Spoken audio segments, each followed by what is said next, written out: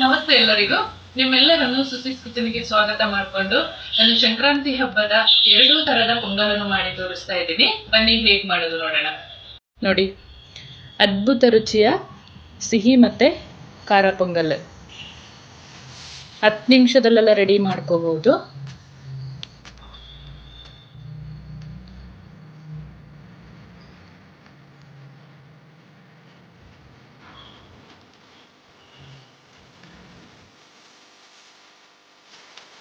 ಪೊಂಗಲ್ ಮಾಡ್ಕೊಳ್ಳಲು ಒಂದು 250 ಗ್ರಾಮ್ ಅಕ್ಕಿ ತಗೊಂಡಿದ್ದೀನಿ, 250 ಗ್ರಾಮ್ ಹೆಸರು ಬೇಳೆ ತಗೊಂಡಿದ್ದೀನಿ. ನಾನು ಇವತ್ತು ಸಿಹಿ ಮತ್ತು ಖಾರ ಎರಡೂ ಮಾಡ್ತೀನಿ, ಬಟ್ ಇಷ್ಟರಲ್ಲೇ ನಾನು ಎರಡನ್ನು ಡಿವೈಡ್ ಮಾಡಿಕೊಂಡು ಮಾಡಿ ತೋರಿಸ್ತೀನಿ. ಬನ್ನಿ ಹೇಗೆ ಮಾಡೋದು ನೋಡೋಣ. ಇಲ್ಲಿ ಒಂದು ಕುಕ್ಕರನ್ನು ಬಿಸಿಗೆ ಇಟ್ಕೊಂಡಿದ್ದೀನಿ. ಸ್ವಲ್ಪ ಹೆಸರು ಬೇಳೆನ ಹುರ್ಕೊಳ್ಳೋಣ, ತುಂಬ ರುಚಿಯಾಗಿರುತ್ತೆ ಹುರ್ಕೊಂಡ್ರೆ. ನೀಟಾಗಿ ಒಂದು 3 ನಿಮಿಷ ಹುರ್ಕೊಳ್ಳೋಣ. ಆಮೇಲೆ ತೊಳೆದು ಬಿಟ್ಟು ಒಂದು 3 ವಿಶಿಲ್ ಮಾಡ್ಕೊಳ್ಳೋಣ. ಅಕ್ಕಿ ಮತ್ತು ಹೆಸರು ಬೇಳೆ ಎರಡನ್ನೂ ಸೇರಿಸಿ ವಿಶಿಲ್ ಮಾಡ್ಕೊಳ್ಳೋಣ.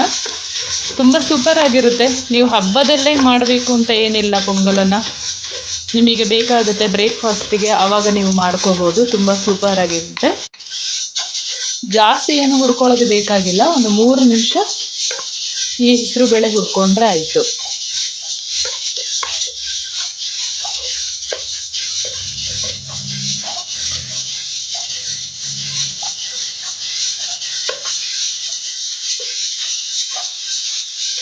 ನೀಟಾಗಿ ತೊಳೆದು ಇಟ್ಕೊಂಡಿದ್ದೀನಿ. ನಾನು ಯಾವ ಬೌಲಲ್ಲಿ ಹೆಸರು ಬೇಳೆ ಮತ್ತು ಅಕ್ಕಿ ತೊಗೊಂಡಿದ್ದೆ ಅದೇ ಒಂದು ಬೌಲಲ್ಲಿ ನೀರು ಅಳತೆ ತೊಗೊಂಡಿದ್ದೀನಿ ನಾನು. ಆ ಬೌಲಲ್ಲೇ 4 ಬೌಲ್ ನೀರು ತೊಗೊಂಡಿದ್ದೀನಿ. ಸ್ವಲ್ಪ ಕಲ್ಲುಪ್ಪನ್ನು ಹಾಕೊಳ್ತಾ ಇದ್ದೀನಿ. ಚೆಂದ ಒಮ್ಮೆ ಮಿಕ್ಸ್ ಮಾಡಿಕೊಂಡು 3 ವಿಶಿಲ್ ಮಾಡ್ಕೊಳ್ಳೋಣ. ಸ್ವೀಟ್ ಪೊಂಗಲಿಗೆ ಕೂಡ ಸ್ವಲ್ಪ ತೊಗೊಳ್ಳೋದ್ರಿಂದ ನಾನು ಅರಿಶಿನ ಹಾಕೊಳ್ತಾ ಇಲ್ಲ ಇದರಲ್ಲಿ, ಹಾಗೆ ಮಾಡ್ಕೊಳ್ತಾ ಇದ್ದೀನಿ. ಹೆಸರು ಬೇಳೆ ಮತ್ತು ಅಕ್ಕಿ ಚೆನ್ನಾಗಿ ಬೆಂದಿದೆ ನೋಡಿ, ಇಷ್ಟು ಚೆನ್ನಾಗಿ ಬೆಂದಿದೆ. ಇದನ್ನು 2 ಭಾಗ ಮಾಡ್ಕೊಳ್ಳೋಣ. ಈಗ ಸ್ವೀಟ್ ಪೊಂಗಲ್ ಮತ್ತು ಖಾರ ಪೊಂಗಲ್ಗೆ ಸ್ವಲ್ಪ ಬಿಸಿನೀರು ಮಾಡಿಕೊಂಡು ಇದಕ್ಕೆ ಹಾಕೋಬೇಕು. ತಣ್ಣಗಿರುವ ನೀರು ಹಾಕೋಬೇಡಿ. ಇಷ್ಟು ನಾನು ಸ್ವೀಟ್ ಪೊಂಗಲ್ಗೆ ಎತ್ತಿಟ್ಕೊಳ್ತಾ ಇದ್ದೀನಿ. ಗೋಡಂಬಿ ಕಟ್ಕೊಳ್ಳಲು ಒಂದು ಕಡಾಯಿ ಒಲೆ ಮೇಲೆ ಇಟ್ಕೊಂಡು ಒಂದು 2 ಚಮಚ ತುಪ್ಪ ಹಾಕೊಳ್ತಾ ಇದ್ದೀನಿ. ಗೋಡಂಬಿ ಹುರ್ಕೊಳ್ಳೋಕ್ಕೆ ತುಪ್ಪ ಬಿಸಿಯಾಗಿದೆ. ಗೋಡಂಬಿ ಹಾಕೊಂಡು ಫ್ರೈ ಮಾಡ್ಕೊಳ್ತಾ ಇದ್ದೀನಿ. ನಾನು ಇದನ್ನು ಖಾರ ಪೊಂಗಲ್ ಮತ್ತು ಸ್ವೀಟ್ ಪೊಂಗಲ್ಗೆ ಎರಡಕ್ಕೂ ಯೂಸ್ ಮಾಡ್ತೀನಿ. ಗೋಡಂಬಿನ ಸ್ವಲ್ಪ ಕಲರ್ ಚೇಂಜ್ ಆಗೋದಕ್ಕೆ ಹುರ್ಕೊಂಡು ಎತ್ತಿಟ್ಕೊಳ್ಳೋಣ. ಗೋಡಂಬಿ ಹುರಿದ ತುಪ್ಪಕ್ಕೆ 1 ಚಮಚ ಸಾಸಿವೆನ ಹಾಕೊಳ್ತಾ ಇದ್ದೀನಿ. 1 ಚಮಚ ಜೀರಿಗೆಯನ್ನು ಹಾಕೊಳ್ತಾ ಇದ್ದೀನಿ. 1/4 ಟೇಬಲ್ ಸ್ಪೂನ್ ಅಷ್ಟು ಪೆಪ್ಪರ್ ಕಾಳನ್ನು ಹಾಕೊಳ್ತಾ ಇದ್ದೀನಿ.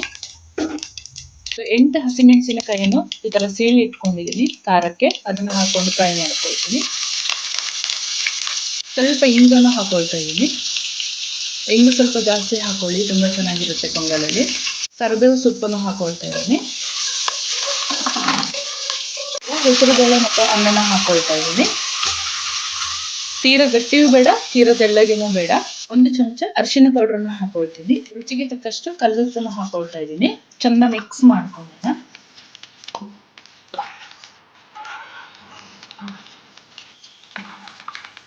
ಹಸಿ ಶುಂಠಿನ ಹುರಿದಿಟ್ಕೊಂಡಿದೆ, ಹಾಕದ್ ಮರ್ತೋಯ್ತು ಎಣ್ಣೆಗೆ. ನಾನು ಶುಂಠಿ ಪೌಡ್ರನ್ನು ಹಾಕೊಳ್ತಾ ಇದ್ದೀನಿ. ಈಗ ಚೆಂದ ಒಮ್ಮೆ ಮಿಕ್ಸ್ ಮಾಡ್ಕೊಳ್ಳೋಣ. ಪೊಂಗಲಿಗೆ ಮುಚ್ಚಿ 1-2 ನಿಮಿಷ ಬೇಯಿಸ್ಕೊಳ್ಳೋಣ. ನಾನಿಲ್ಲಿ ಸ್ವೀಟ್ ಪೊಂಗಲಿಗೆ ಒಂದು 20 ಗೋಡಂಬಿಯನ್ನು ತಗೊಂಡು ನೈಸಾಗಿ ಪೇಸ್ಟ್ ಮಾಡ್ಕೊಳ್ತೀನಿ. ತುಂಬ ರುಚಿಯಾಗಿರುತ್ತೆ. ಸ್ವೀಟ್ ಪೊಂಗಲ್ ಮಾಡ್ಕೊಳ್ಳೋಕೆ ಒಂದು ಕಡಾಯಿಯನ್ನು ಒಲೆ ಮೇಲೆ ಇಟ್ಕೊಂಡಿದ್ದೀನಿ. ಕಡಾಯಿ ಬಿಸಿಯಾಗಿದೆ.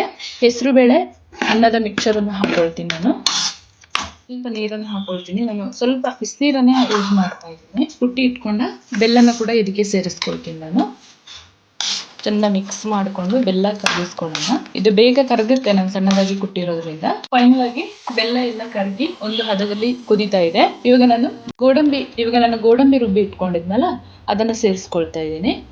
ಚೆಂದ ಒಮ್ಮೆ ಮಿಕ್ಸ್ ಮಾಡ್ಕೊಳ್ಳೋಣ. ತುಂಬ ಸೂಪರ್ ಆಗಿರುತ್ತೆ ಗೋಡಂಬಿ ಹಾಕಿ ಮಾಡಿದರೆ. ರುಬ್ಬಿ ಹಾಕೋಬೇಕು.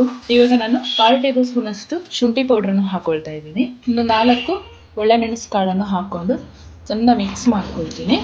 2 ಚಮಚ ತುಪ್ಪ ಹಾಕೊಳ್ತೀನಿ.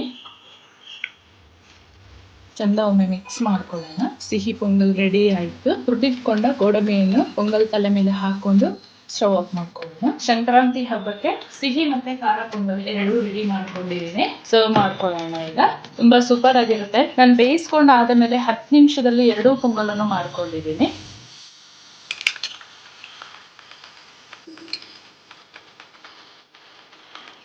ಇದನ್ನ ಬೆಳಗಿನ ಬ್ರೇಕ್ಫಾಸ್ಟಿಗೆ ಕೂಡ ಮಾಡ್ಕೋಬಹುದು. ತುಂಬಾ ಚೆನ್ನಾಗಿರುತ್ತೆ.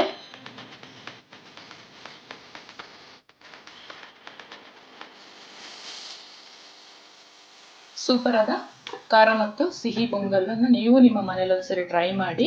ಹೇಗೆ ಬಂತು ನನಗೆ ತಪ್ಪದೆ ಕಮೆಂಟ್ ಸೆಕ್ಷನಲ್ಲಿ ತಿಳಿಸಿ.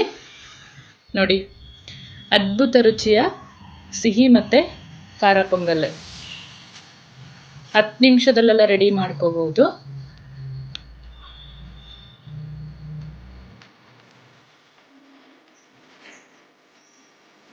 ಫೈನಲ್ ಆಗಿ ಎರಡೂ ತರದ ಪೊಂಗಲ್ ರೆಡಿ ಆಗಿದೆ. ಬಹಳ ಸುಲಭ ವಿಧಾನದಲ್ಲಿ ನಾನು ತೋರಿಸ್ಕೊಟ್ಟಿದ್ದೀನಿ. ಇನ್ನೇನು ಸಂಕ್ರಾಂತಿ ಹಬ್ಬ ಬರ್ತಾ ಇದೆ. ಎಲ್ಲರ ಮನೆಯಲ್ಲೂ ಪೊಂಗಲ್ ಮಾಡಿ ಹೇಗೆ ಬಂತು ಕಮೆಂಟ್ ಸೆಕ್ಷನ್ ತಿಳಿಸಿ. ಹಾಗೇನೆ ಈ ರೆಸಿಪಿ ನಿಮಗೆ ಇಷ್ಟ ಆದಲ್ಲಿ ಒಂದು ಲೈಕ್ ಮಾಡಿ, ನಿಮ್ಮ ಫ್ರೆಂಡ್ಸ್ ಅಂಡ್ ಫ್ಯಾಮಿಲಿ ಜೊತೆ ಶೇರ್ ಮಾಡ್ಕೊಳ್ಳಿ. ಇನ್ನ ಯಾವ್ದಾದ್ರು ರೆಸಿಪಿ ಬೇಕಾದ್ರೆ ಕಮೆಂಟ್ ಅಲ್ಲಿ ಕೇಳಿ, ನಾನು ಮುಂಬರುವ ವಿಡಿಯೋದಲ್ಲಿ ಮಾಡಿ ತಿಳಿಸಿಕೊಡುತ್ತೇನೆ. ಹಾಗೇನೆ ನನ್ನ ಚಾನಲ್ನ ಯಾರೆಲ್ಲ ಸಬ್ಸ್ಕ್ರೈಬ್ ಮಾಡಿಲ್ಲ ಪ್ಲೀಸ್ ಸಬ್ಸ್ಕ್ರೈಬ್ ಮಾಡ್ಕೊಳ್ಳಿ. ಪಕ್ಕದಲ್ಲಿರುವ ಬೆಲ್ ಬಟನ್ ಅನ್ನು ಕ್ಲಿಕ್ ಮಾಡ್ಕೊಳ್ಳಿ. ನಿಮಗೆ ಯಾವುದೇ ಹೊಸ ವಿಡಿಯೋ ಹಾಕಿದ್ರು ಕೂಡ ನಿಮಗೆ ಫಸ್ಟ್ ನೋಟಿಫಿಕೇಶನ್ ಬರುತ್ತೆ. ಹಾಗೆಯೇ ಮುಂದೆ ಅದ್ಭುತವಾದ ಹೊಸ ರುಚಿಯ ಅಡಿಗೆಯೊಂದಿಗೆ ಸಿಗ್ತೇನೆ. Thank you.